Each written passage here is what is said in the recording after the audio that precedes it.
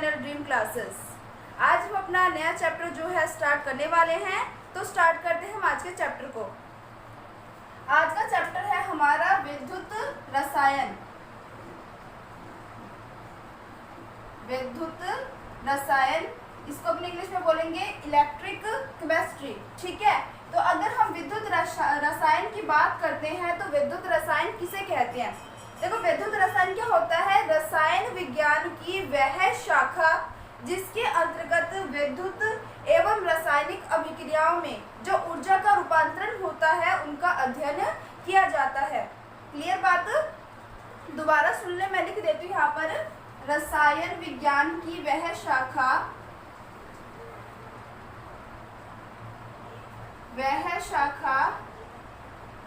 जिसके अंतर्गत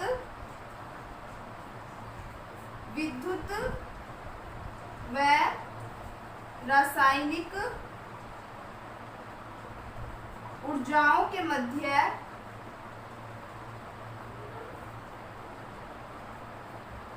संबंध का अध्ययन किया जाता है। क्या कहलाता है आपका? रसायन विज्ञान। ठीक है, ये विद्युत रसायन कहलाता है, इलेक्ट्रिक केमिस्ट्री कहलाता है। क्लियर बात? अब हम बात करेंगे कि जो विद्युत रसायन होते हैं ना, इसमें आपके सेल पाए जाते हैं। आपकी जो सेल होते हैं उसी में अध्ययन किया जाता है कि जो आपका विद्युत ऊर्जा है वो रासायनिक ऊर्जा में चेंज हो रही है, रासायनिक ऊर्जा विद्युत ऊर्जा में। क्लियर बात? तो सबसे पहले तो हमने पढ़ लिया कि रसायन विज्ञान की वह शाखा जिसके अंतर्गत विद्युत व रासायनिक ऊर्जाओं के मध्य संबंधों का अध्ययन किया जाता है। अब हम बात करेंगे कि किस प्रकार से विद्युत और रसायन के बीच में जो संबंध है उनका अध्ययन किया जाता है। तो सेल के द्वारा इसका अध्ययन किया जाता है। अब जो आपके सेल होते हैं वो दो प्रकार के होते हैं। कितने प्रकार के होते हैं? दो प्रकार के। एक तो होता है आपका विद्युत रासायनिक सेल, और जो दूसरा है वो होता है आपका विद्युत अपघटनी सेल। ठीक है, तो दो सेल कौन कौन से हैं? एक है विद्युत रासायनिक सेल और एक है विद्युत अपघटनी सेल। बात करेंगे अपने विद्युत रासायनिक सेल के बारे में, तो दोनों में डिफरेंस भी तो पता होना चाहिए। है दोनों सेल, लेकिन एक विद्युत रासायनिक है और एक विद्युत अपघटनी है। तो दोनों में से दोनों का काम क्या क्या होता है? तो सुने इसको। विद्युत रासायनिक सेल की बात करें तो ये वे सेल होते हैं जो रासायनिक ऊर्जा को विद्युत ऊर्जा में परिवर्तित करते हैं। ठीक है, तो जो आपके रासायनिक सेल होते हैं वो कौन से होते हैं? ये सेल रासायनिक ऊर्जा को, या फिर मैं इसको सीधे लिख देती हूँ, यहाँ पे स्पेस थोड़ा कम है, आप डेफिनेशन बना लेना। हाँ, यहाँ क्या आ जाएगा? इसके अंदर क्या होता है? रासायनिक ऊर्जा किसमें चेंज होती है? आपकी विद्युत ऊर्जा में। क्लियर बात? तो ये तो हो गई विद्युत रासायनिक सेल के अंदर। लेकिन विद्युत अपघटनी सेल में क्या होता है? इसके अंदर रिएक्शन बिल्कुल अपोजिट। इसके अंदर क्या होता है कि जो विद्युत ऊर्जा होती है वो आपकी किसमें चेंज होती है? रासायनिक ऊर्जा में चेंज हो जाती है। क्लियर बात? यानी दोनों सेल जो है वो एक दूसरे के अपोजिट वर्क करते हैं। अब बात आती है कि जो विद्युत रासायनिक सेल है और अपघटनिक सेल है, इनके बारे में हम डिटेल से पढ़े। ठीक है, तो एक चीज याद रखना, सीधी सी बात है, जो आप केमिकल रिएक्शन करवा रहे हो और केमिकल रिएक्शन से अगर विद्युत का उत्पादन हो रहा है तो वो कौन से सेल का प्रकार है? रासायनिक सेल का। और अगर आप विद्युत धारा प्रवाहित कर रहे हो और विद्युत धारा के प्रवाह से रासायनिक ऊर्जा बनती है यानी केमिकल्स बनते हैं, तो वो आपका क्या हो जाएगा? अपघटनी सेल। यहाँ तक स्क्रीनशॉट ले लो आप जल्दी से, फिर उसके बाद हम विद्युत रासायनिक सेल जो है इसके बारे में पढ़ने वाले हैं।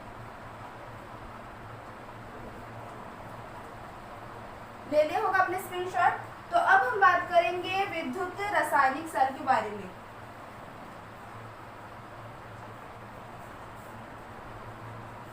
अब हमारा टॉपिक क्या है?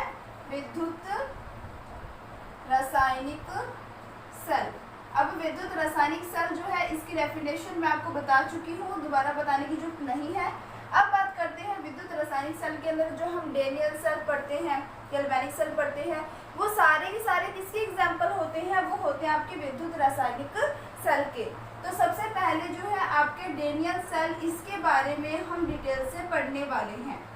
किसके बारे में पढ़ने वाले? हम डिटेल से पढ़ने वाले हैं। डेनियल सेल की बात करते हैं तो इसमें क्या करना है? एक तो आपको इलेक्ट्रोड लेने हैं, सेल बनाना है, तो बिना इलेक्ट्रोड के सेल नहीं बनेंगे, ये तो आपको पता ही है। तो सेल बनाओगे तो एक तो आपको क्या चाहिए यहाँ पर? एनोड वाला इलेक्ट्रोड और एक आपका कैथोड वाला इलेक्ट्रोड, ठीक है। तो एनोड के रूप में आप यहाँ पर क्या लोगे? जिंक, और कैथोड के रूप में क्या लोगे? कॉपर। तो ध्यान से सुनना, सबसे पहला जो पॉइंट है, जब आप सेल का निर्माण कर रहे हो तो आपको सबसे पहले क्या चीज लेनी है? इलेक्ट्रोड। क्या चीज लेनी है आपको? इलेक्ट्रोड। देखो ये चैप्टर जो है ना वो बहुत ही अच्छा चैप्टर है और इसको बहुत ही अच्छे समझना पड़ेगा।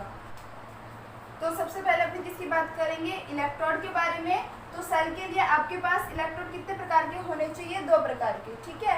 यहाँ पे इलेक्ट्रोड के रूप में एक तो आप लोगे एनोड और एक आप लोगे कैथोड।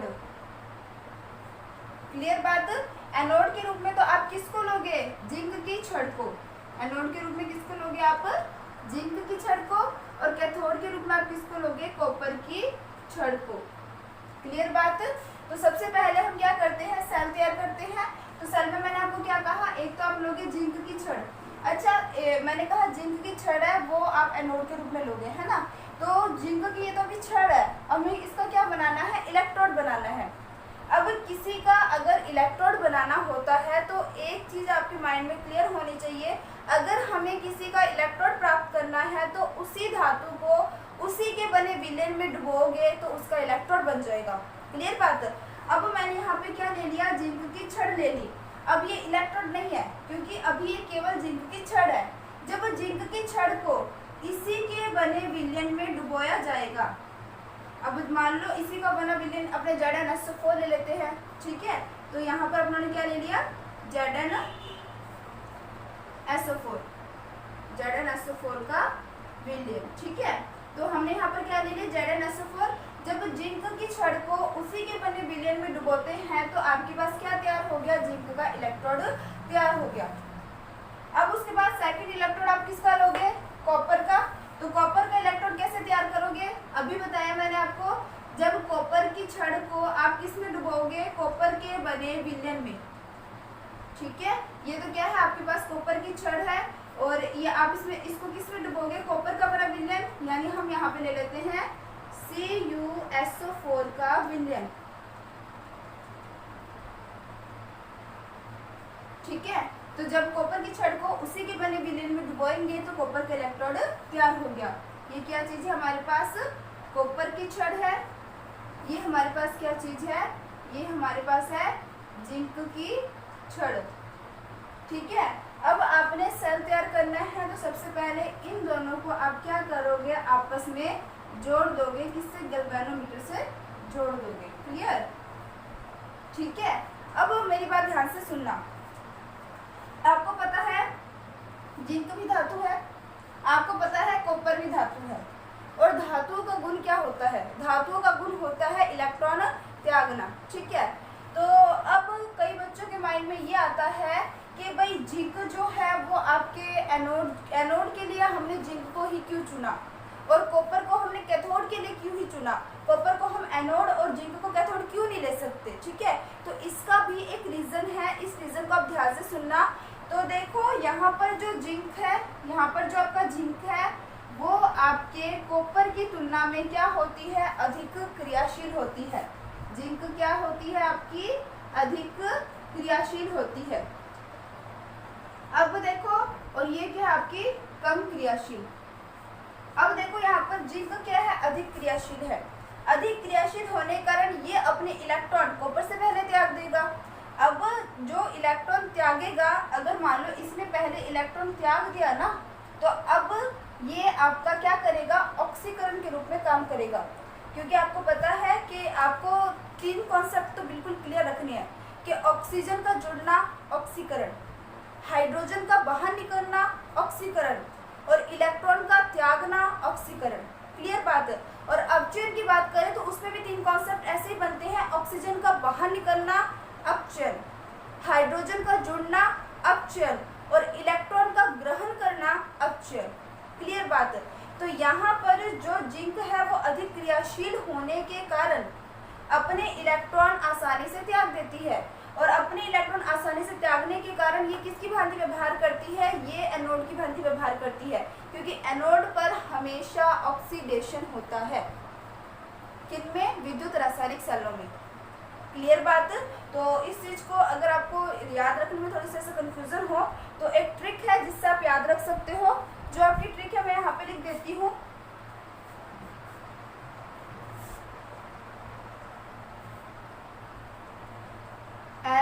LOAN, loan. क्या याद रखना आपको? लोन। लोन का मतलब क्या होता है? एल से हो जाएगा आपका लेफ्ट हैंड साइड, ओ से क्या हो जाएगा आपका ऑक्सीडेशन, ए से क्या हो जाएगा आपका एनोड, और एन से क्या हो जाएगा आपका नेगेटिव चार्ज। क्लियर बात है। अब देखो मैंने आपको क्या ट्रिक बताई है। एल से क्या है? लेफ्ट हैंड साइड, ये आपका क्या हो गया? Left hand side. दूसरी बात, ओ से क्या होगा? ऑक्सीडेशन। अब आप देख रहे हो जिंक का क्या हो रहा है? ऑक्सीडेशन। ए से क्या हो जाएगा? जिंक की छड़ हमारी किसकी भांति व्यवहार कर रही है? एनोड की भांति। और एन से क्या हो जाएगा? यहाँ पर जो एनोड है आपका उस पे कौन सा चार्ज आता है? नेगेटिव चार्ज आता है। क्लियर। दूसरा जो होगा उसमें ट्रिक बताने की जरूरत नहीं है, बिल्कुल इसका अपोजिट हो जाएगा। इधर वाला क्या हो गया आपका? Right hand side. आप खुद बोल सकते हो इधर वाला क्या हो गया आपका? Right hand side. दूसरी बात इसमें क्या हो रहा है? रिडक्शन। तीसरी बात ये क्या है? कैथोड। और चौथी बात इसमें क्या है? Positive charge. क्लियर बात। तो ये वाला है ये किसके लिए हो जाएगा? आपके कैथोड के लिए हो जाएगा, और कैथोड पे हमेशा ही पॉजिटिव चार्ज होता है। ठीक है। अब एक चीज मुझे बताओ कि जब हमें किसी में विद्युत धारा प्रवाहित करनी है तो विद्युत धारा प्रवाह के लिए दो चीजों का होना जरूरी है, या तो उसमें मुक्त इलेक्ट्रॉन पाए जाए या फिर उसमें आयन बने, है ना। आपको ये समझा रखा है फर्स्ट चैप्टर के अंदर कि अगर किसी में विद्युत धारा प्रवाहित करनी है या तो उसमें मुक्त इलेक्ट्रॉन पाए जाए या फिर उसमें आयन बने, बिना इन दोनों के विद्युत धारा का प्रवाह कभी नहीं हो सकता। ठीक है। तो अब देखो यहाँ पर जो जिंक होता है ना, जिंक जो है वो क्या बनाता है? यहाँ पर अपने इलेक्ट्रॉन त्याग देता है। अब जिंक इलेक्ट्रॉन त्यागेगा तो क्या बना लेगा? Zn+2। Zn जो है यहाँ पर लिख देती हूँ, जो जिंक है वो क्या करेगा? अपने दो इलेक्ट्रॉन क्या कर देगा? त्याग देगा। जैसे ही जिंक अपने दो इलेक्ट्रॉन त्याग देगा क्या बना देगा? Zn+2। अब यहाँ पर क्या बन गया आपका? Zn+2, और दो इलेक्ट्रॉन आपके क्या हो गए? मुक्त हो गए। अब मुक्त हुए जो दो इलेक्ट्रॉन हैं वो आपके यहाँ से होते हुए यहाँ आ जाएंगे। क्लियर बात। लेकिन विद्युत धारा का प्रवाह तब तक नहीं होगा जब तक इलेक्ट्रॉन एक चक्कर पूरा न कर ले। यानी मैं ये कह सकती हूँ कि अभी तक जो हमने परिपथ तैयार किया है वो पूर्ण नहीं है, वो अधूरा है। तो इसको कंप्लीट करने के लिए हम क्या करते हैं? यहाँ पर हम एक साल्ट ब्रिज या फिर एक लवण सेतु जोड़ देते हैं। ये जो आपको यू आकार की संरचना दिखाई दे रही है इसे हम क्या बोलते हैं? लवण सेतु। ठीक है। और लवण सेतु के अंदर KCl, अगार अगार जल, AgNO3 जो है इनके अपने बोल सकते हैं अणु भरे होते हैं। इसे अपने क्या नाम देंगे? इसे नाम देंगे लवण सेतु। क्लियर बात। तो जिंक ने क्या किया? दो इलेक्ट्रॉन त्यागा। दो इलेक्ट्रॉन जो है वो गलती करते हुए यहाँ पर आए और लवण सेतु के माध्यम से इस इलेक्ट्रॉन ने एक चक्कर पूरा कर लिया। ठीक है। अब इलेक्ट्रॉन जैसे ही मूव करेगा वैसे ही विद्युत धारा प्रवाहित क्या हो जाएगी? शुरू, क्योंकि बिना मुक्त इलेक्ट्रॉन के आयन की विद्युत धारा का प्रवाह नहीं हो सकता। तो यहाँ पर जो आपका कॉपर है वो क्या करता है? Cu+2 जो है दो इलेक्ट्रॉन ग्रहण करके Cu बनाता है। दो रिएक्शन हो रही है। कौन कौन सी हो रही है? जिंक जो है दो इलेक्ट्रॉन त्याग कर Zn+2 बनाता है, और यहाँ पर Cu+2 जो है वो दो इलेक्ट्रॉन ग्रहण करके Cu बनाता है। क्लियर। इस तरफ तो आपकी इस तरफ किसका प्रवाह हो रहा है तो आपको ध्यान में रखना है। 2 मिनट रुको, आपको ये सारा मिक्सर ना दिखाई दे। अब इस तरफ किसका प्रवाह हो रहा है, इलेक्ट्रॉन का। क्लियर बात।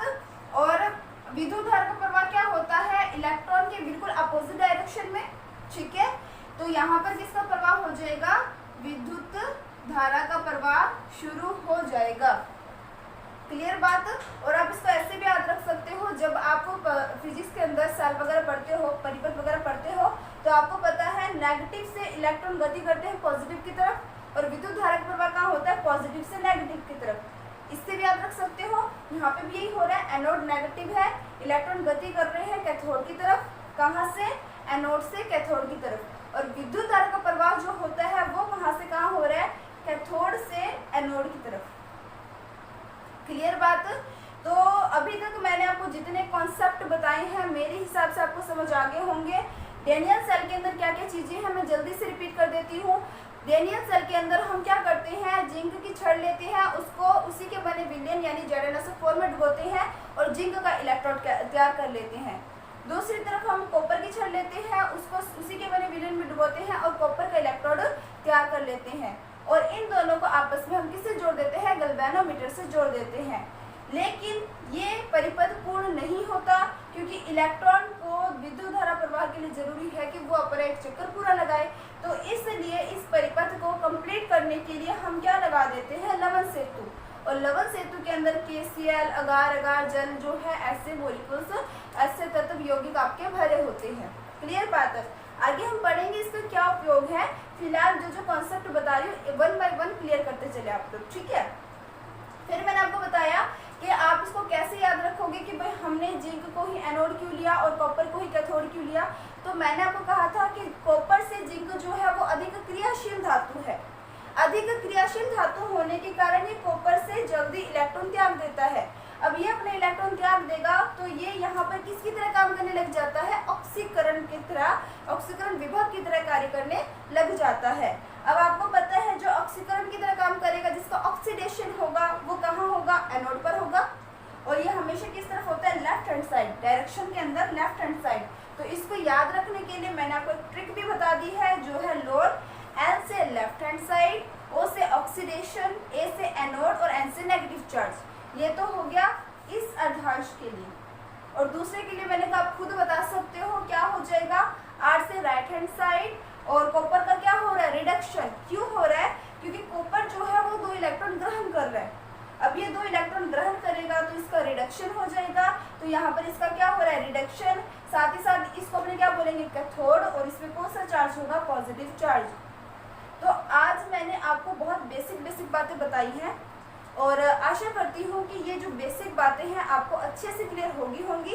इसके बारे में और भी डिटेल से लवण सेतु की जो कार्य है उसके बारे में, और ये कैसे वर्क करता है, Zn+ जो है वो क्यों टूटा है +2 में, Cu+2 तो इलेक्ट्रॉन क्यों ग्रहण कर रहा है, ऐसे सारे रिएक्शंस जो है वो हम कल की क्लास में डिस्कस कर लेंगे। तो मेरे हिसाब से अभी तक मैंने जितना करवा दी इस चैप्टर के अंदर वो आपको समझ आ गया होगा। फिर भी कोई डाउट रह जाता है या फिर आपको नहीं समझ आता है तो आप लोग कमेंट कर सकते हैं, ताकि मैं आपको और भी ज़्यादा कोशिश करूं अच्छे से क्लियर कराने की। और धन्यवाद आप सभी का कि आप लोग मेरे वीडियोस देखते हैं, इतने अच्छे से लाइक करते हैं, थैंक यू। और इसी तरीके से वीडियो देखते रहे, पढ़ते रहिए। और चैनल पे जो बच्चे नए हैं जो मेरी वीडियो को पहली बार देख रहे हो, चैनल को सब्सक्राइब कर दें। Thank you.